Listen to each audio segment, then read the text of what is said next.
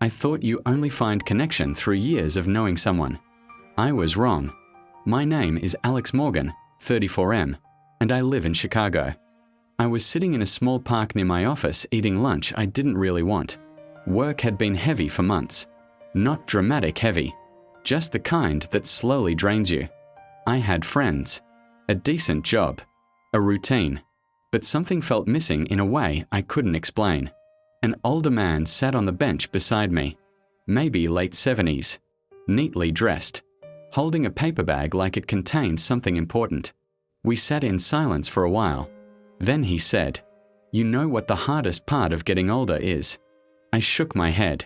People stop asking how you really are. They assume you've already lived enough. That caught me off guard. I asked him his name. He said Frank. We talked about nothing special. Weather, the city, how fast everything moves now. Then he told me his wife had passed away 3 years earlier. Not with drama, just facts. She was the one person who actually listened. Now I talk to pigeons and park benches. He smiled when he said it. I laughed, then felt something tighten in my chest.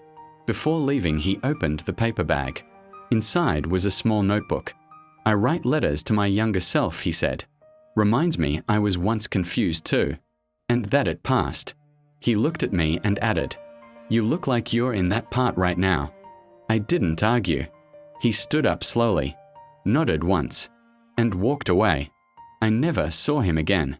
But that night I bought a notebook. Not to plan my life, not to fix everything, just to write honestly about where I was and where I wasn't yet. Nothing magical happened. My life didn't change overnight, but I stopped feeling broken for being unsure. I realized something important. Loneliness isn't always about being alone. Sometimes it's about not being understood. And sometimes, a stranger understands you better than anyone else ever has. If this story felt familiar in a quiet way, follow for more real stories about small moments that leave a lasting mark.